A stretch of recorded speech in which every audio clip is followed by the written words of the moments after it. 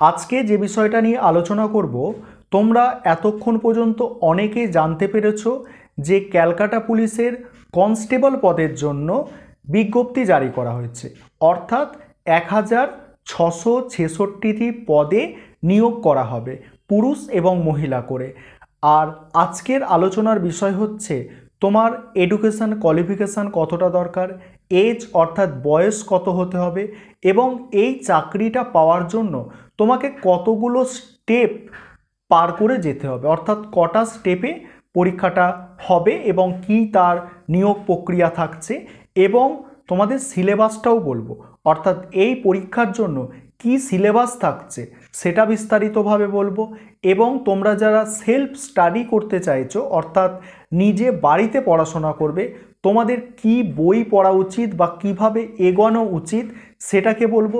এবং তোমরা যদি কোচিং নিতে চাও, সেটা কোন ধরনের কোচিং তোমাদের পক্ষে সুবিধে হবে সেই বিষয়টাও আজকের এই ক্লাসটার মধ্যে বলবো। অর্থাৎ তোমাদের কাছে একটা রিকোয়েস্ট থাকছে, তোমরা সম্পূর্ণ ভিডিওটা প্রথম থেকে শেষ পর্যন্ত দেখবে, কারণ এই ধরনের বিজ্ঞপ্তি কিন্তু বছরে 2-3 বার আসে না, 2-3 বছর ছাড়া একবার আসে। অর্থাৎ সুযোগ কিন্তু বছরে 2-3 বার নয়, 2-3 বছর ছাড়া একবার সুযোগ আসতেও পারে, আবার নাও আসতে পারে। তাই বিগত যে পরীক্ষাগুলো হয়েছে সেখানে যারা সফল হতে পারোনি বা নতুন ক্যান্ডিডেট যারা পরীক্ষা দেবে, তোমরা কিন্তু ভিডিওটাকে প্রথম থেকে শেষ পর্যন্ত পুরো স্টেপ বাই স্টেপ ভালো করে বুঝে নেওয়ার চেষ্টা করবে। যদি একটা সিট তোমাকে কিন্তু তোমার একটা সিট তোমার যদি সংরক্ষিত রাখতে হয়, অর্থাৎ তুমি যদি একটা সিট চাও যে আমি এই চাকরিটা পাবো, তাহলে তোমাকে কিন্তু পুরো ভিডিওটা সম্পূর্ণ প্রথম থেকে শেষ পর্যন্ত অবশ্যই মনোযোগ সহকারে দেখতে হবে এবং বিষয়গুলো বুঝে নিতে হবে। চলো তাহলে দেখে নাও সিলেবাসটা আর সমস্ত তথ্যটা। তাহলে ভালো করে বিষয়টা বুঝে নাও। প্রথমে আসে নিয়োগ প্রক্রিয়া, অর্থাৎ তুমি যদি চাকরিটা পেতে চাও তোমাকে কটা স্টেপের মধ্যে দিয়ে যেতে হবে, অর্থাৎ কটা ধাপ তোমাকে পার করতে হবে। প্রথমে স্টেপ 1, তোমাকে প্রিলিমিনারি পরীক্ষা দিতে হবে। এই প্রিলিমিনারি পরীক্ষা 100 নম্বরের হয়। কি সিলেবাস সেটাও বলে দেব। তারপরে স্টেপ 2, স্টেপ 2 কী আছে দেখো, পিএমটি। পিএমটি মানে ফিজিক্যাল মেজারমেন্ট টেস্ট, আর পিইটি অর্থাৎ ফিজিক্যাল এফিসিয়েন্সি টেস্ট। এই বিষয়টাও বলে দিচ্ছি যে কি ব্যাপার। তারপরে এই স্টেপটা তুমি গেলে প্রথমে তোমার প্রিলিমিনারি পরীক্ষায় তোমার একটা কাট অফ নাম্বার আসবে। সেই কাট অফ নাম্বারটা তুমি যদি পেতে পারো তাহলে তোমাকে এই পার্সোনালি টেস্টের জন্য অর্থাৎ মাপজোপের জন্য ডাকা হবে। তারপরে তোমাকে মেন পরীক্ষায় বসতে দেওয়া হবে। মেন পরীক্ষা হবে 85 নম্বরের। এই মেন পরীক্ষারও সিলেবাস বলে দেব। তারপরে 4 নম্বর ধাপ তোমার হচ্ছে ইন্টারভিউ, যেটা থাকছে 15 নম্বরের। এবারে 5 নম্বর ধাপ হচ্ছে সব ঠিকঠাক থাকলে তোমার ডকুমেন্ট ভেরিফিকেশন এবং মেডিকেল হবে, তারপরে তুমি চাকরিটা পেতে পারবে। এবারে দেখো form fill up. Form fill up শুরু হচ্ছে তোমার মানে মে মাসের 29 তারিখ থেকে জুন মাসের 27 তারিখ পর্যন্ত ফর্ম ফিল আপটা চলবে। এবারে কত বছরের ছেলেমেয়েরা ফর্ম ফিল আপ করতে পারবে? এই ফর্ম ফিল আপটা করতে পারবে 18 থেকে 27 বয়স পর্যন্ত ছেলেমেয়েরা কিন্তু ফর্ম ফিল আপটা করতে পারবে।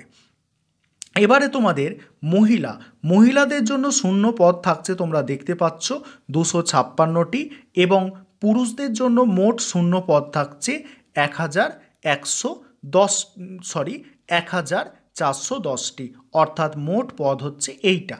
এবারে ওই পিএমটি অর্থাৎ ফিজিক্যাল মেজারমেন্ট টেস্ট আর ফিজিক্যাল এফিসিয়েন্সি টেস্টটা কি দেখো, আমি আলাদা করে লিখে দিয়েছি, পুরুষদের ক্ষেত্রে আলাদা, মহিলাদের ক্ষেত্রে আলাদা। এখানে পুরুষদের উচ্চতা দরকার হচ্ছে 167 সেমি, সেক্ষেত্রে মহিলাদের 160 হলে চলে যাবে। ওজন হচ্ছে পুরুষদের হচ্ছে 57 আর মহিলাদের সেটা হচ্ছে 49।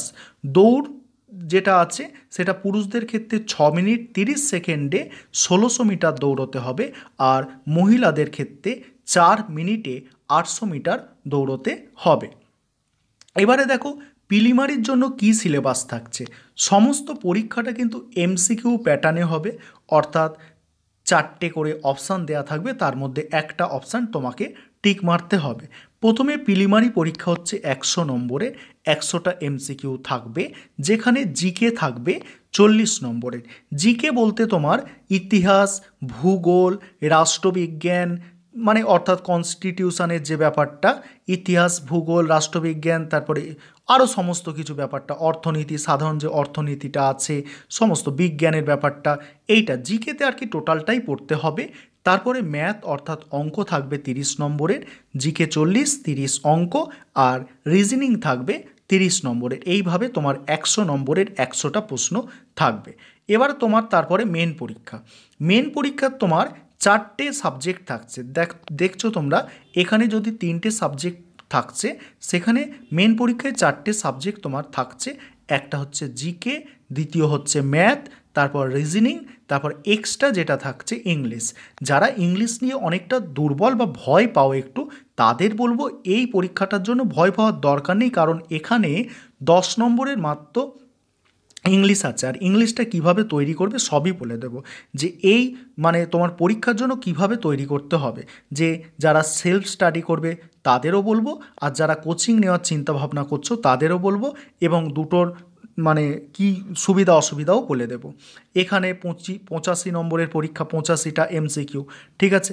এবার বই দেখো, যারা তোমরা সেলফ স্টাডি করবে ভাবছো, বই দেখো কি বই পড়বে, বইগুলোর ছবিও আমি তোমাদের দেখিয়ে দেবো, ঠিক আছে। এখানে লিখে দিয়েছি, দেখো ছবিগুলোই তোমাদের দেখিয়ে দিই, তাহলে তোমাদের সুবিধে হবে। তার আগে কোচিংয়ের বিষয়টা একটু বলে দিই, যে কোচিং ক্লাসটা কিন্তু আমিও স্টার্ট করছি। তোমরা অন্য কোচিংয়েও তোমরা তোমাদের সুবিধা মতো অ্যাডমিশান নিতে পারো, কিন্তু আমিও কোচিং ক্লাসটা স্টার্ট করছি। তোমরা ইচ্ছুক থাকলে আমার সাথে যোগাযোগ করতে পারো, যোগাযোগ করে অ্যাডমিশান কিন্তু নিতে পারো। 1 জুন থেকে ক্লাসটা শুরু হচ্ছে, অর্থাৎ আমি ক্লাস শুরু করছি জুন মাসের 1 তারিখ থেকে। প্রতি সপ্তাহে 3 থেকে 4 দিন ক্লাস হবে। কি বললাম, প্রতি সপ্তাহে 3 থেকে 4 দিন ক্লাস হবে, আর প্রতি মাসে তার জন্য 400 টাকা করে নেওয়া হবে। এবার কেউ যদি মনে করো যে শুধু অঙ্ক আর রিজনিংটা করব, সেক্ষেত্রে মাসে 300 টাকা করে দিলেই চলবে। এবারে বলছি, যা করানো হবে এখানে কিন্তু তোমরা 80% প্রশ্ন কিন্তু কমন পাবে, অর্থাৎ তোমাদের ক্লাসে যা স্টাডি মেটেরিয়াল দেওয়া হবে বা যেটুকু করানো হবে, সেখান থেকে তোমরা 80% প্রশ্ন কিন্তু কমন পেয়ে যাবে। এবারে বইয়ের ব্যাপার, যারা সেলফ স্টাডি করবে তাদের তো বাড়িতে পড়তে হবে নিজেদের, তাদের কি কি বই পড়তে হবে দেখো। প্রথমে জিকের জন্য সবথেকে ভালো বই দেখো, জেনারেল নলেজ, এই তরুণ গোয়েল। এই তরুণ গোয়েলের জেনারেল নলেজটা তোমরা পড়বে, যেটা মানে এনসিইআরটি প্যাটার্নের ওপরে মানে লেখা, খুব ভালো বই। বাংলায় এত ভালো জেনারেল নলেজের বই অর্থাৎ জিকের বই আর হয় না, কারণ তোমার এই বইটা মানে খুব একটা মোটাও নয়, ঠিক আছে। প্রায় ওই 400টার মতো হয়তো পেজ হবে, 400-500টা পেজ হবে, খুব মোটা বই নয়। আর তোমরা খুব মোটা বই অর্থাৎ আলাদা আলাদা সাবজেক্টের জন্য আলাদা আলাদা বই পড়তে গেলে অতটা কিন্তু টাইমও তোমরা পাবে না। আর শেষে তো তোমাদের বেশি করে এমসিকিউ প্র্যাকটিস করতে হবে যতই বই পড়ে নাও।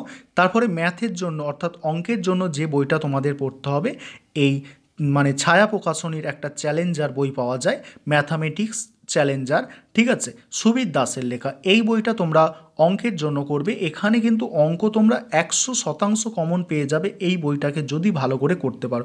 সম্পূর্ণ বাংলায় লেখা, ঠিক আছে। তারপরে রিজনিংয়ের জন্য, এইটাও সুবীর দাসের বই, রিজনিংয়ের জন্য ছায়া প্রকাশনী থেকেই মানে বার করা হয়। এটাও সুবীর দাসের বাংলায় লেখা, এটা সম্পূর্ণ বাংলায় লেখা বই। এখান থেকে সমস্ত রিজনিং তোমরা কমন পেয়ে যাবে। আর মেন্সের জন্য যে ইংরাজি আছে, অল্প স্বল্প ইংরাজি আছে, তোমরা সেই ইংরাজিটার জন্য একটা ছোট্ট পাতলা বই কামাল হোসেন স্যারের, এই বইটা তোমরা ফলো করলেই যথেষ্ট, ঠিক আছে। এখানে খুব শর্ট টিক দেওয়া আছে, অর্থাৎ যাতে তোমরা মনেও রাখতে পারো বিষয়গুলো, সেরকম টিক্সও দেওয়া আছে। এই মানে বইটা ইংরাজির জন্য ফলো করবে। এই গেল তোমাদের বই পড়ার কথা, অর্থাৎ 4টে বই তোমাদের লাগছে। যখন পিলির আগে অর্থাৎ পিলির জন্য, এখন পিলিমারির জন্য তোমরা 3টে বই নিতে পারো। একটা হচ্ছে রিজনিং, একটা হচ্ছে অঙ্ক, আর একটা হচ্ছে জেনারেল নলেজ।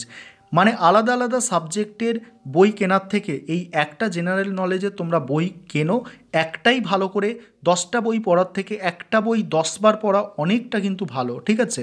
আবারও বলছি, 10টা বই পড়ার থেকে একটা বই 10বার পড়লে অনেক ভালো কাজ হবে। এবং তারপরে তোমাদের যেটা করতে হবে, খুব ভালো করে মানে মক টেস্ট তোমাদের দিতে হবে, প্রিভিয়াস ইয়ার প্রশ্নগুলো তোমাদের কিন্তু সলভ করতে হবে, তাহলেই কিন্তু তোমরা তোমাদের লক্ষ্যে সফল হতে পারবে।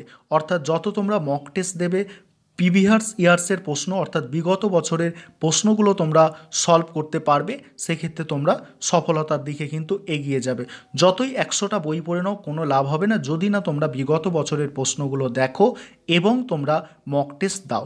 এবারে তোমরা যদি কোচিংটা নাও, তোমাদের সেক্ষেত্রে সুবিধা কী থাকছে, তোমাদের ধরে ধরে প্রত্যেকটা টপিক ভালো করে আলোচনা করে দেওয়া হবে। সেক্ষেত্রে আমারই দায়িত্ব থাকবে যে বিগত বছরের প্রশ্ন অর্থাৎ প্রিভিয়াস ইয়ার্সের প্রশ্নগুলো করানো, এছাড়া এক্সট্রা যে ইম্পর্টেন্ট প্রশ্ন সেগুলোও তোমাদের কিন্তু সেক্ষেত্রে করিয়ে দেওয়া হবে, যাতে তোমরা এই পিলি পরীক্ষা এবং মেন পরীক্ষায় কোনো অসুবিধায় পড়বে না। পিলি তো অবশ্যই ভালোভাবে পাস করে যাবে, মেনেও কোনো সমস্যা হবে না। এবারে তোমাদের দৌড় যেটা ব্যাপার আছে, দৌড়ের ব্যাপার বা শারীরিক সক্ষমতার ব্যাপার, সেটা তোমাদের উপরে নির্ভর করবে। কিন্তু তুমি যদি কোচিং ক্লাসটা নাও, তোমাকে এটুকু আমি নিশ্চয়তা দিতে পারি যে তোমরা কিন্তু প্রশ্ন 80% প্রশ্ন কমন পাবে, এতে কোনো রকম সন্দেহ নেই। আর প্রত্যেকটা বিষয় তোমাদের কিন্তু একদম ধরে ধরে করানো হবে, অর্থাৎ জিকে, ম্যাথ, রিজনিং, ইংলিশ সমস্ত জিনিসটা তোমাদের কিন্তু একদম ধরে ধরে করানো হবে। আর এখন যারা ক্লাসে অ্যাডমিশান নেবে, তোমাদের কিন্তু এখন এই পিলির জন্য পড়ানো হবে, অর্থাৎ এই পিলি বলে কোনো ব্যাপার নয়, এখানে এই 3টে সাবজেক্ট পড়ানো হবে। আর পিলিটা হয়ে গেলে তোমাদের মেনের জন্য কিন্তু পড়ানো হবে, অর্থাৎ সেক্ষেত্রে তোমাদের ইংলিশ ক্লাসটা তখন স্টার্ট করা হবে। যারা অ্যাডমিশান নিতে চাইছো, তোমরা এই নম্বরে যোগাযোগ করে অ্যাডমিশান নিতে পারো, 9123005218। এই নম্বরে তোমরা যোগাযোগ করে কিন্তু অ্যাডমিশানটা তোমাদের মানে নিতে পারো, অর্থাৎ অ্যাডমিশান হয়ে রাখতে পারো। তোমাদের ক্লাসটা স্টার্ট হচ্ছে জুন মাসের 1 তারিখ থেকে। আর প্রথমে 2-3টে ক্লাস অর্থাৎ 1 সপ্তাহ ক্লাস করেই দেখতে পারো, ঠিক আছে। তারপরে না ভালো লাগলে না ক্লাস করবে, ঠিক আছে। কিভাবে ক্লাস হচ্ছে বা কিভাবে তোমরা বুঝতে পারছো কতটা, সেটা তোমরা প্রথমে দেখতেই পারো, ঠিক আছে। আর এটা অনেক দিন পরে তোমাদের কিন্তু সুযোগ, সেক্ষেত্রে তোমরা সুযোগটা কিন্তু হাতছাড়া করবে না। ভালো করে পড়াশোনা কিন্তু তার জন্য তোমাদের অতি অবশ্যই করতে হবে।